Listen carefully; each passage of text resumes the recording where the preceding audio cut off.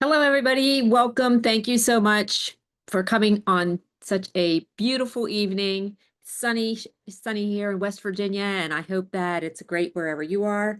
It's just going to give it about 30 seconds to see if we're ready to roll. We only have 30 minutes, so we will do our best. All right, so we're just going to go ahead and get started. Since we only have about 30 minutes, I'll do my very best to get right to it. This is a passion of mine, as you will see probably as we go along, so I can tend to go down rabbit holes at times. I'm going to share a PowerPoint to try to keep me on point. And yeah, hope to wrap this up, and I can stick around if it gets too close to the edge for any questions if you have any. So if you've been carrying too much for too long, and the idea of adding one more thing to your plate seems impossible, I hear you, and that is not what we're going to do today. Caregivers are stretched too thin right now as it is, trying to show up for their families, calm, cool, collected, and nobody sees the unraveling that's happening inside. The invisible wounds that happen from carrying too much for too long without proper support. So during the rest of our time together, we're going to talk about why that exhaustion and or reactivity that you may experience is not personal flaws. It is actually cues from the body, whether it's you having an adult meltdown or if it's your child having a meltdown of some sort. We're also going to talk about the difference between the stress response and the trauma physiology. We're going to talk about how your nervous system naturally communicates and why does that matter? And then we're going to talk about gentle ways that we can start shifting these patterns. The whole premise of this webinar, why, or when it feels like you're drowning, and you need a soft place to land, what is the kinder path to calm in the chaos? And it starts with recognizing some of the patterns that start with us and that perhaps we are conveying unconsciously and with the best intentions to our children. So no blame, no shame. Let's just get into it. And I'm going to share my screen with you. Okay. If you could let me know that you see that screen, I would greatly appreciate it.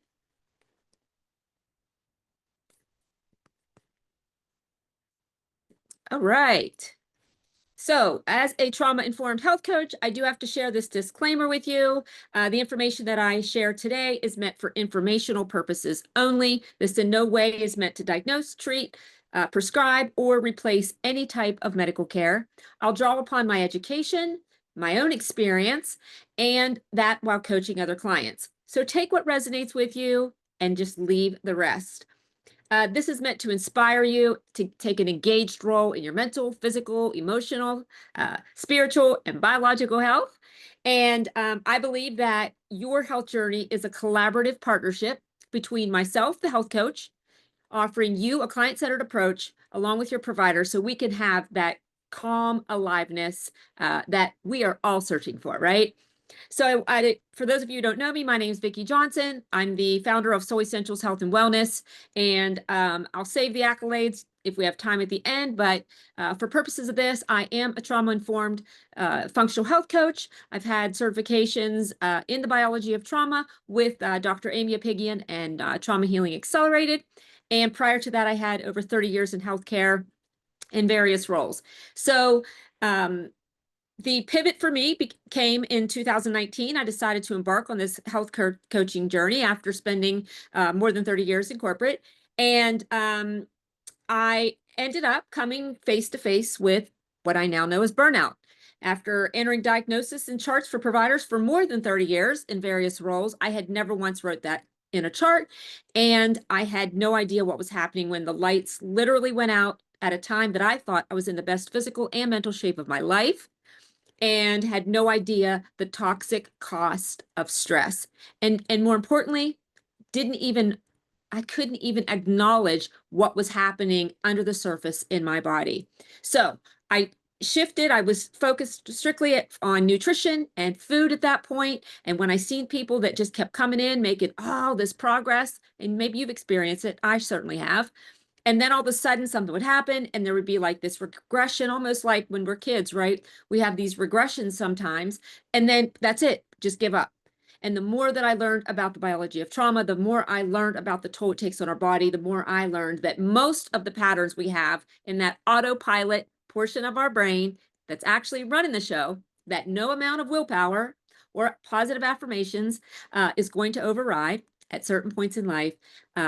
When I realized that this started years ago, it shifted everything for me. So I started focusing heavily on neurodevelopmental,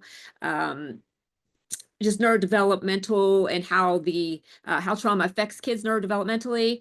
And yeah, so that's where we are today. So the next slide shows you that our job is not to toughen our children up, but it's to help them meet the world with resilience, with curiosity, and with compassion. This is Dr. T. Barry Brazelton. I was blessed to take his courses in the last year. And yeah, if for those of us who grew up thinking that tough love was the route and that resilience is, kids are built resilient, we now know that this is not the case, as we'll learn as we go further today. And the gifts of our biology, they are a potential, but they are not a guarantee. That's Dr. Bruce Perry. He's written many, many books. The most recent one was What Happened to You, and he wrote that with Oprah Winfrey. But before we can do anything else, we have to give our body and our mind a sense of safety. And so I want to keep this safe today. So if you can get some pencil, some paper, some of these topics, when it comes to our children and our parenting, can feel quite sensitive, but that is not what this is about today, right? This is simply about awareness. So if you grab a pencil and paper, we'll do a couple of reflective things as we're going through, and then kind of check in at the end of the talk. So basically, we're not looking for a perfect environment. What we need throughout our day for ourselves and our kids are tiny cues that just whisper, "You're okay." Resilience is built in these small shifts, in these micro moments when we have cues of safety. It can be as simple as stepping outside and feeling the sun on your skin. It could be wrapping in a blanket. It could be taking a couple bed, maybe a minute or two after that drop off before you come in the house. Just take a moment for yourself. We're never taught what stress really does to our body, right? But yet we're told to manage it. And if bad things happened, we were often told, just move on, get over it, shake it off, or my favorite, there's always something worse or could be worse. But here's the thing that no one ever told us. From the time you're born, your nervous system is being wired based on how stress, comfort, and connection is handled around you. We now know that attachment starts much earlier than originally thought. It was believed before that this was between the ages of 1 and 3, but that was just based on the fact is that's when we start seeing different behaviors. But we now know that attachment begins far before that milestone. If no one helped you at a time in these earliest years of life, if no one helped you feel safe, okay, feel safe and loved and seen and heard and understood, the core needs that we have the moment we're born, then that means sometimes we're carrying too much. And if this goes on for too long, your body can literally become wired into a high alert state. It can leave lasting imprints that affect emotional regulation, relationships, immune function, and even physical health later in life.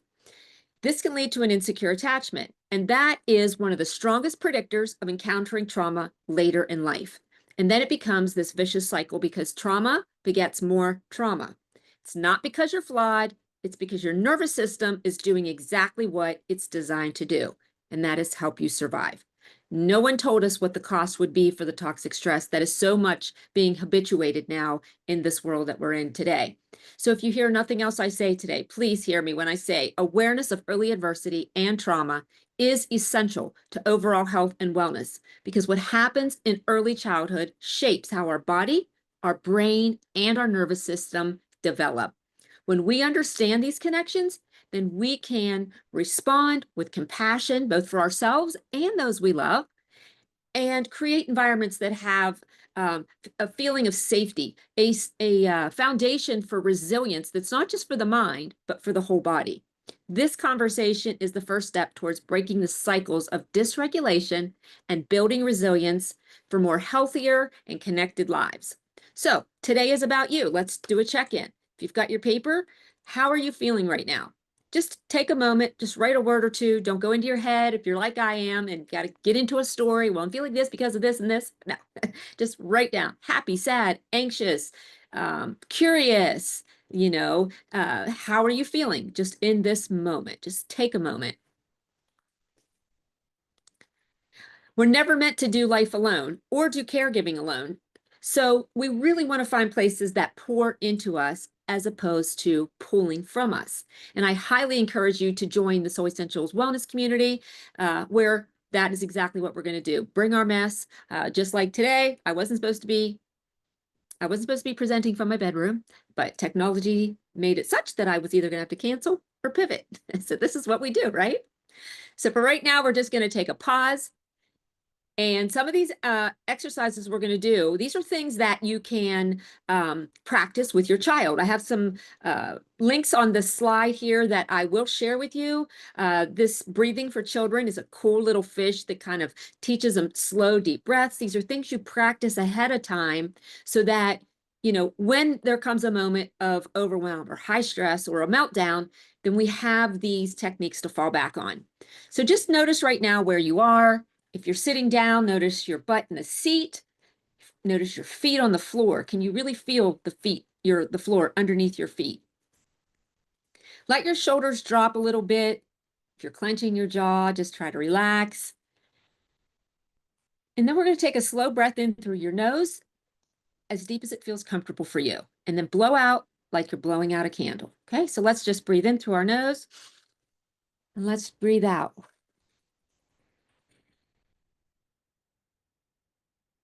Let's do that one more time.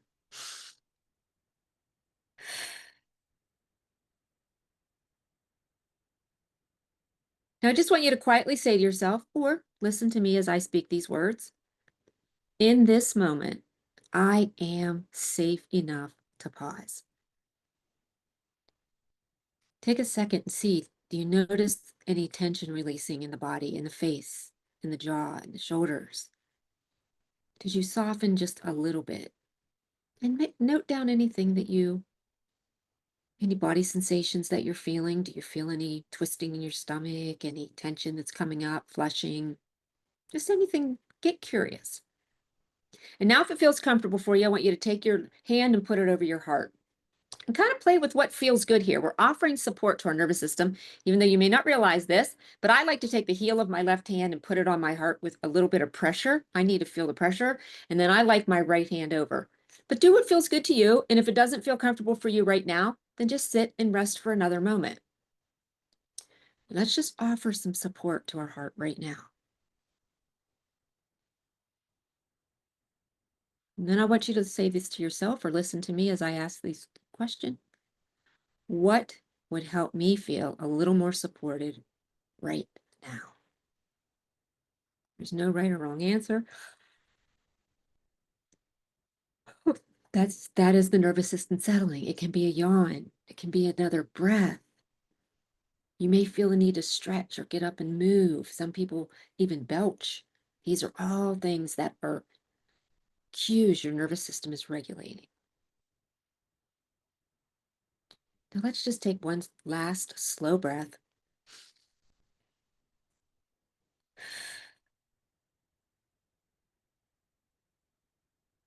When it feels comfortable for you, bring your attention back in the room. If there's anything you want to note down in your notebook, just anything at all that you're noticing, go ahead and write it down. Now, as we move forward, these discussions are about awareness, right? We're talking about that reactivity. We're talking about ways that we can shift our nervous system and therefore shift the kids. We're going to get into the reasons that these earliest moments last so much.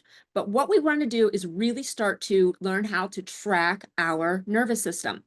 And we did that a little bit just by noticing those body sensations. Hopefully we're doing it at a time when you can feel calm and you can feel a bit relaxed. But just know these patterns didn't happen overnight. These were practiced over and over and over, maybe for decades, and they became automatic.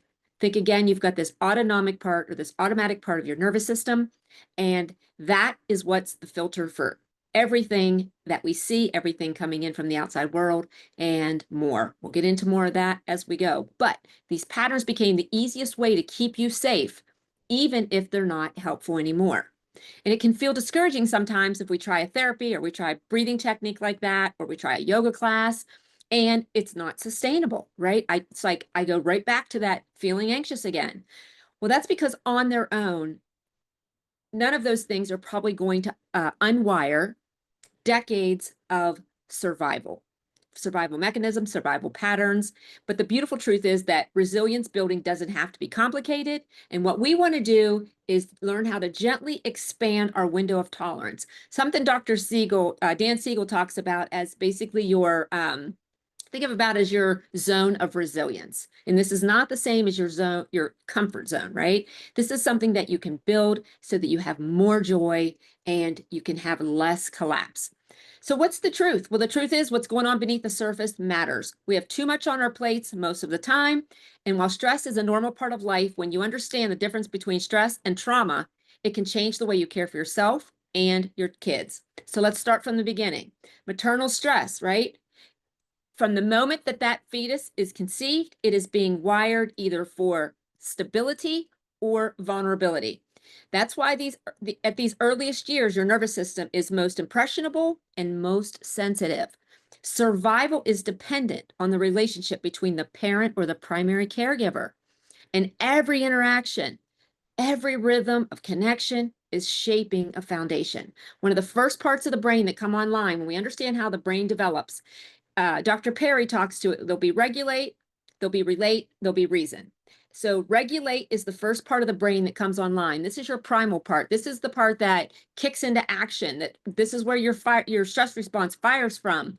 And it's a very high energy state. This is the stress response. High energy, kind of think hamster on the wheel, and kicks us into action so that the body can produce the energy. We got all kinds of chemicals that'll be firing, adrenaline and cortisol and glucose and cholesterol, so that we can fight or flee whatever that real or perceived threat is at the time. In fact, in small bursts, we need that stress. Stress is not the enemy. We need that to slowly build capacity. And think of infancy. Most things are new. Well, actually, everything is new, right? When you first come into the world. So there's a little bit of stress involved with every moment of their day, right? They're just getting acclimated to the lights and the noise and all the different nervous systems. And so those small moments actually build resilience. But the key with the stress response is that after the challenge is over, your body resets. You come back to a place of balance, or what we know as homeostasis. Nervous system settles, muscles relax, and like blood pressure, pulse, all those things come back to normal. When stress occurs, your ability to respond is dependent on the amount of energy that you have. And if you don't have enough energy, then even the smallest amount of stress is too much. So you can think about the adult meltdowns, you can think about the child meltdowns. When we don't have enough energy, you might remember the mitochondria, the powerhouse of the cell. When we don't have enough that energy being made, then our bodies can't fight or flee. It won't even let us. And this is where we see the trauma response. This is where we start to go in what we call the trauma physiology, also known as overwhelm, or the dorsal vagal brake. I'm going to use a car analogy here, right? If there's no gasoline in the car, it doesn't matter how hard you push on the accelerator, it's not going to move. So when we get into this freeze response, it takes time and it takes energy to kind of pull ourselves out of this, right? It's a whole body experience, and it involves the vagus nerve. It's a wandering nerve, starts at the base of your skull and goes down into your pelvic area and innervates many organs in the body. Now, this trauma physiology can happen in two ways. When you've had too much coming at you for too long, Think about like a sudden accident, a sudden loss. Think about the infant. If there's too much coming at it, maybe during, even in utero, say mom gets sick or substances are introduced, or even medications, too much coming at that little nervous system, too much. It can be too much for that nervous system, or too little for too long. Think about maybe the infant that didn't have any prenatal care, or then we can always think about things like abuse and neglect. And when these things happen over weeks and days and months and years, then the body sometimes doesn't return back to that state of balance. This is where we start to see the long-term impacts on health, on relationships, and more importantly, in that infancy stage, empathy. SAMHSA talks about the 3 E's. First, before I say that, I want to give you a definition of trauma. So stress, we talked about, normal built-in alarm system. It's going to kick us into action when we have real or perceived threat. And then we're going to be high energy, high energy, high energy, and then we're going to reset. After the challenge passes, we come back to normal. Trauma is anything that overwhelms your nervous system. So now you've reached beyond stress. Your system has taken all that it can. We call it the line of critical overwhelm. And that is when this dorsal brake kicks on, which shuts everything down, shuts down all the systems in the body other than those that are needed for survival. So think about, your digestion is going to be affected, your immune function is going to be affected, because right now your nervous system is saying, I've got to save her life because that stress has become too much. The trauma physiology is a very low energy state. That's where we see depressed. That's even where we see language that is used like, I'm done. I have nothing left in the tank. And I can tell you, as someone who met burnout head to head, I was in bed at one point for an entire month. And when I say to you, your body feels heavy, you wake up, you're exhausted. That I can't even express the words as to how true that this is. SAMHSA talks about the 3 E's with trauma: the event, the experience, and the effects. So I'll just give you an example. The explicit memory that we have is just the facts of the event. December 12th, I'm driving in a winter storm, hit black ice, my car starts to swerve, I lose control, I see myself heading for impact in a brick wall. That's the event. That is not the trauma. The trauma is what happened in my nervous system, how my nervous system perceived this event. Well, I felt terror. I felt a twisting and a drop in my stomach. My eyes widened. I white knuckled the steering wheel, pulse, respirations, everything accelerating. And then I braced for impact, closed my eyes, and we hit the wall. The hitting the wall was not the trauma. It's all of these things that happened to my autonomic, and it was imprinted in my autonomic nervous system, because the more emotion, the deeper the imprint. So that's the experience. That is where the trauma lies. What is the effects? Well, the lasting imprint can be on thoughts, feelings, behaviors, relationships. To this day, if the snow flies and I have to get behind the wheel of a car, if I am not intentional, I can find myself in that car in that exact same, white knuckling, sick to my stomach, feeling the flushing in my body, like you're right back in that same incident. And that was more than 20 years ago. Why? Because we have an implicit memory. This is the subconscious memory, a catalog of every event that's ever happened. And we cannot overpower that with logic or free will or willpower or anything. When we're in this high stress state, that is the part that's in charge. Our nervous systems are either broadcasting 2 messages, always: safety or threat. If we are living in constant stress or exhaustion, then our kids don't just see it, they absorb it, because their developing brains and bodies wire themselves from what they feel from us. That means that their ability to handle the big feelings, to bounce back from challenges, feel safe in relationships, it all starts from these early signals that we send, often without words. Think about the infant in utero. It's all pre-verbal experiences. They don't have the ability to downregulate. That part of the brain's not even developed yet. They can't meditate or take a deep breath or know everything's going to be fine in a moment. All they know is a stress response, scream out, I've got a need.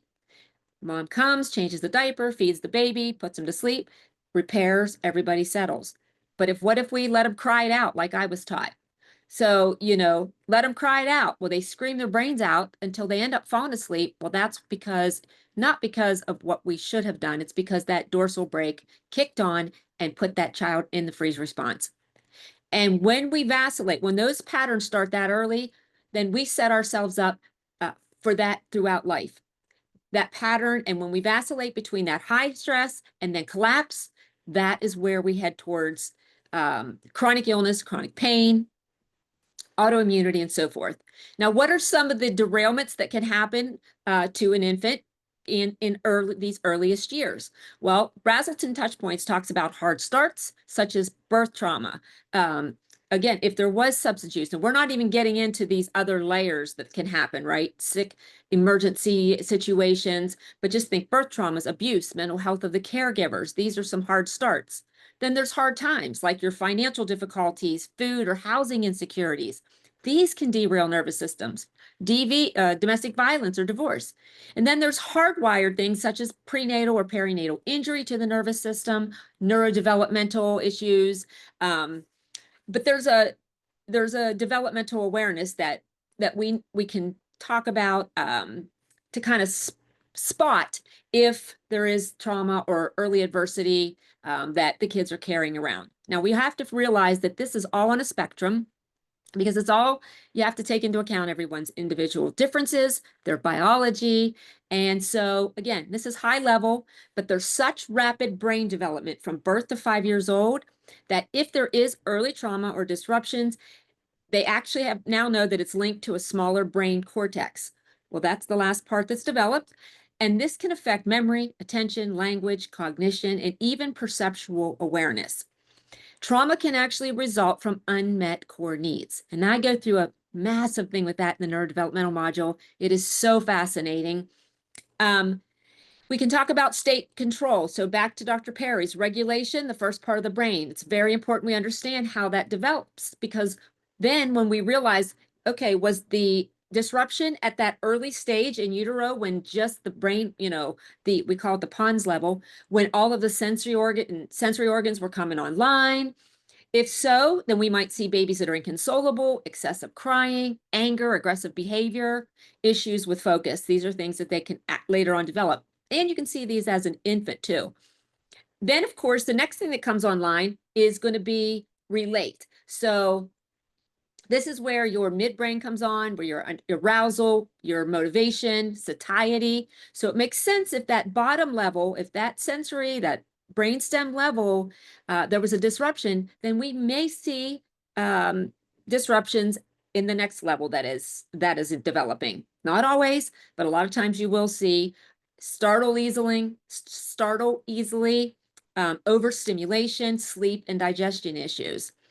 If we just look at 0 to 2-year-olds, National Child Traumatic Stress Network presentation that I was at, they talked about some behavioral indications, just 0 to 2. And this could be as a result of some of this early adversity and early trauma. Poor verbal skills, withdrawn, lack of confidence, excessive temper, demands attention, and then aggressive behaviors and fearful separation. Now, we do know there are certain developmental disorganization and regressions that are normal as children are trying to master new skills, for example, but these are just some examples of some of the things that can happen. Medical indications could result in that poor appetite, poor sleep, nightmares. Again, the beautiful truth is there are so many gentle ways that we can start shifting, and the good news is you are the expert on your child. Now, this slide is just to show you that not all stress is traumatic, right? We talked about that. There's the person exercising, mom with a million things to do. This is me skydiving and on a zip line. And then, of course, we have the virus.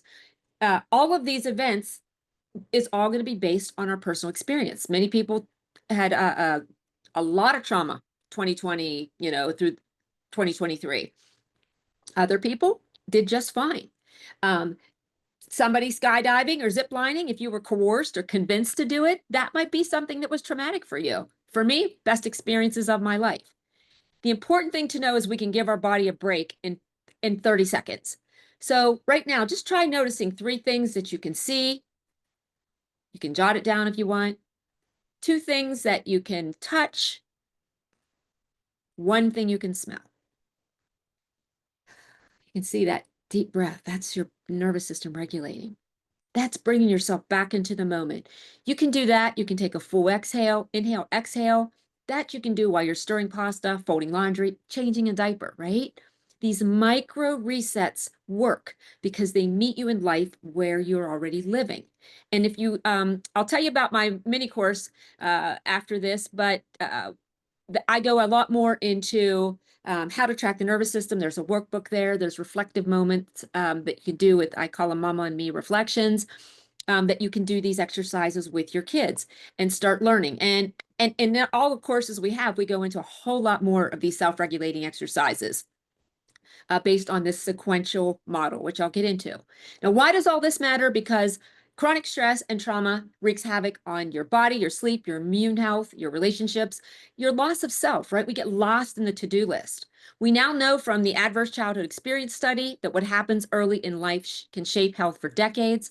And these experiences, especially ones that overwhelm the child's ability to cope, they are linked to the leading cause of disease, disability, and even early death. But here's the hope. Healthy regulation is contagious too. Human connection actually regulates biology, and it starts with the face. Just think about when baby's first born. And even today, but this starts early on. This imprint starts. Was there gentle, responsive tone of voice, eye contact, gentle touch, shared rhythm as maybe you rocked or you sway with the babies? These activate the bonding circuitry in the brain and signal that you matter, you're safe here. That baby, as we mentioned in the very first or second slide, is always being wired to know, am I safe? Is the world safe? Early experiences, particularly those that fail to meet the emotional and physical needs, they lay the groundwork for how we see the world, ourselves, and others. When kids in these early years do not get enough of the cues of safety, their systems can wire for self-protection, hypervigilance, that emotional shutdown and mistrust, rather than that openness and empathy that they're brought into this world with the potential for. No shame, no blame. All of us parents are doing the best we can. And sometimes it's like, oh my gosh, one more thing. I am doing everything I can.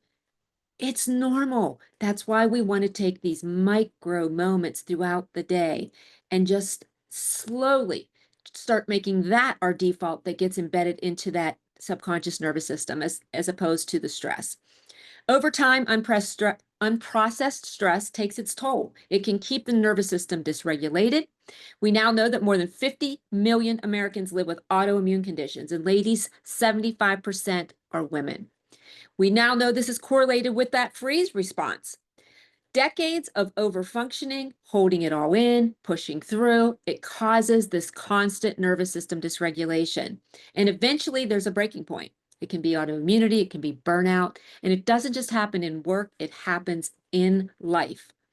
Think of autoimmunity as this manifestation or this profile of the biology of trauma, where Dr. Amy talked about, as she's traveled the last several years, that it actually targets high-functioning women.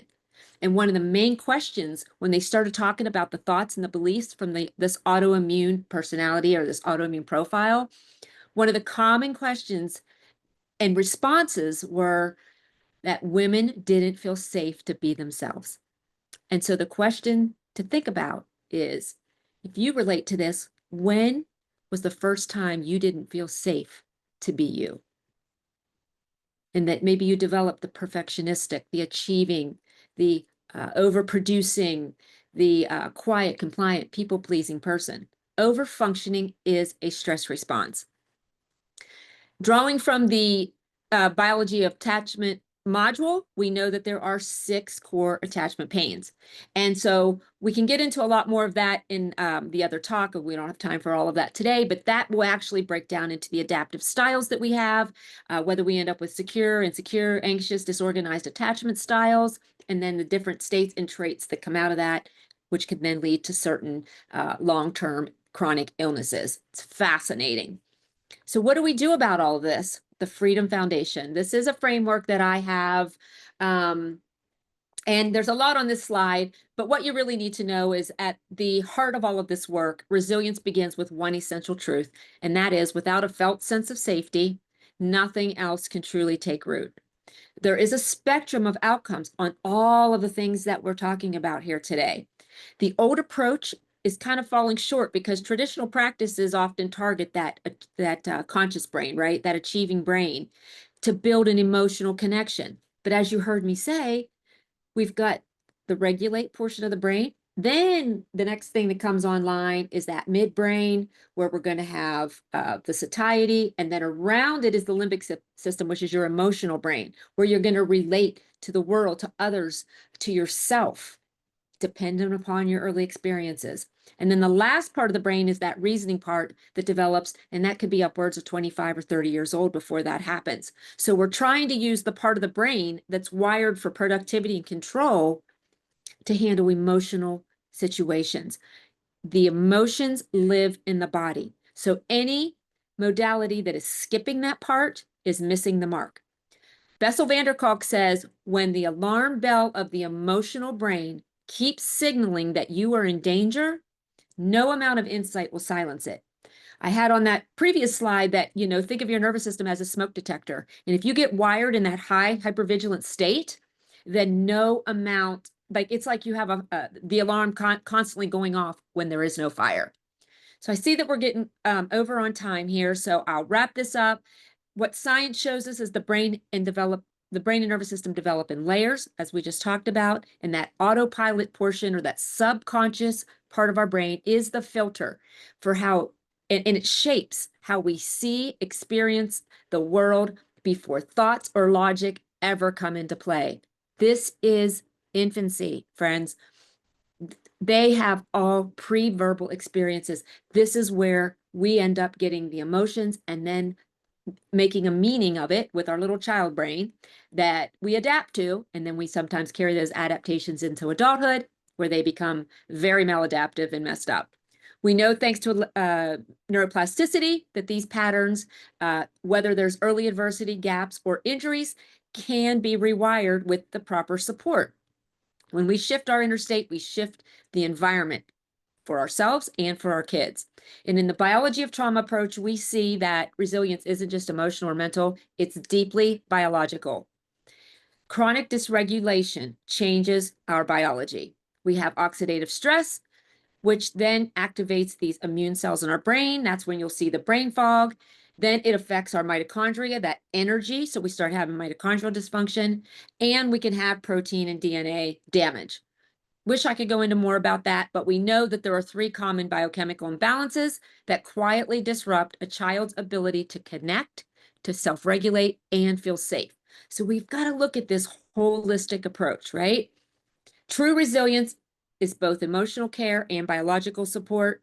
And again, that hope is resilience isn't fixed, it's built. So with the right awareness and tools, we can repair, rebalance for our kids and for ourselves to feel safe, seen, and supported. This is the 7 essentials of health that we do look at. All of these things are important in this whole picture here. This aligns a lot with the 8 dimensions of health, which is your emotional, physical, social, intellectual needs, occupational. You can see where these would fall under each one of these categories. We don't do everything at once. We pick the lowest hanging fruit, meet you where you are, and use some of these maybe to start making some small shifts, like maybe an evening routine, maybe getting some intentional movement, maybe a walk after dinner. The key is we have to do this in a sequence of building resilience. And how does that start? It starts with that regulate, which means we need to create a felt sense of safety, because without that, nothing else takes root. Why it matters is because that secure attachment is formed the first year of life. And if certain experiences do not happen and that trust cycle is disrupted, safety becomes something that the body doesn't automatically feel. We need to recognize these patterns that we're talking about, right? This high energy, or maybe even noticing, we get into a lot more of this in other courses, but, the antecedents or maybe the triggers that are leading up to meltdowns, whether it's for yourself or for your child. You may notice like fidgeting or maybe tics, and, or they get real loud. Some kids just bust out laughing. You can start picking up on these patterns and then start doing some of these self-regulating, just even that grounding technique or even the breathing techniques are good starts. We want to bring in those cues of safety into our daily routine, consistent and predictable routines, but we always want to make sure that we're noticing the frequency, the duration, and the intensity if we see any behaviors or any patterns, making sure they're age appropriate. And of course, as we know, normal developmental disorganization, regressions, aggressions, some of that is going to be normal for a time, but we watch that frequency, duration, intensity. The next step is that felt sense of support. Let's think about that relate. We put our hand on our heart. We're offering support. This is where we model with our body language, our tone of voice. We validate the child's feelings and the behaviors, which are different, right? We can't go at a pace any faster than the body's ready for. If they're hyped up and stressed out, there's no sense talking. Tell me the words, tell me how you feel. They can't access it because that part of the brain goes offline when it's high stress situations. What helps is that connection, the movement, sometimes just getting them outside, rhythm. Some kids like music, either rhythmic motions. And of course, we always want to look at the biochemical imbalances because those actually can help the body rest and regulate. While you're cooking, put some music on, sway to music. While you're changing that diaper or rocking the baby, just do some slow breathing. While you're doing chores around the house, maybe get humming, make it a game. And the final step is that reasoning where we got to look at thoughts, beliefs. We've got to challenge where those limiting beliefs are. And when a child is calm and they can listen without interrupting, this is when you can start talking and then talking about how they responded to different cues and what steps that we can take to maybe prevent this from happening. Our nervous systems, again, are shaped by how we adapted to the earliest experiences.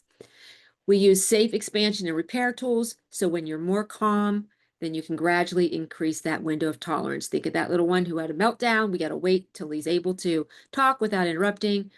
And that way we can start to expand that window of tolerance, expand that window for more joy. The heart of it all, resilience lives in community, and that is spaces where we feel seen, heard, and valued. So just picture this, you and your child after the storm passes at the end of the day, you and your child are still connected, not because the day was easy, but because you repaired and stayed together in the hard moments. So tonight, as you tuck them in, they feel safe, they feel seen, they feel loved, not just because of what you did, but because of who you are becoming. I invite you to take the ripple effect, how these earliest moments shape our health and resilience. It's right now marked down to 1997 for a limited time. And you can become part of our community, get involved with our blogs. I wanted to say a quick note, though. This work is meaningful, it is powerful, but it's not a quick fix. And so it does require time, patience, and willingness to gently look at yourself and some of the patterns that you're having so that you can then acknowledge and see these in the kids.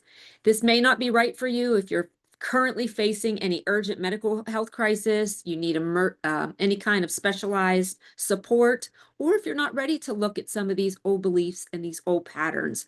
But it's a great fit if you now know how your mental and emotional health deeply influences your child's sense of safety, connection, and confidence. You're willing to do the work, even if it just starts with 10 minutes a day, developing different responses and feelings. And I really hope to see you in the next, in the community. So Essentials, I believe you can rise up, you can regulate for internal safety.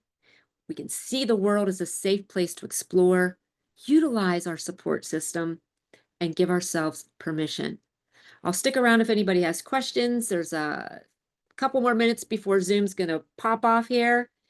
And I want to thank you so much. I'm very sorry for going over, and I hope that you found some value in this. I hope to see you in our community. There'll be a follow-up email that will come out here shortly with the links of everything we talked about here today and more information about the class, the community, the blogs, and how you can roll in this mini course.